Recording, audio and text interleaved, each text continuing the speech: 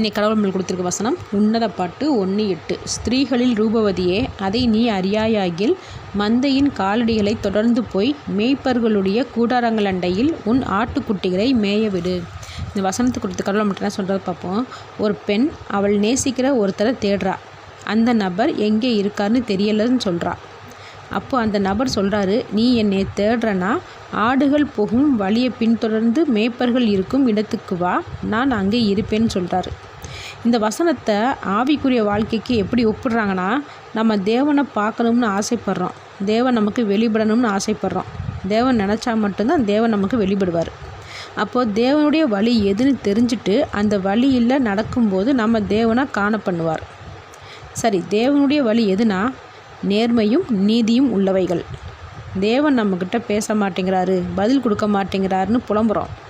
நம்ம சரியான பாதையில் நடக்கிறோமான்னு சிந்திச்சு பார்க்கணும். தவறு இருந்தால் அதை திருத்திக்கிட்டு நம்ம தேவனை எதிர்பார்க்கும்போது நிச்சயமாக நமக்கு தேவன் வெளிப்படுவார். ஆமேன்.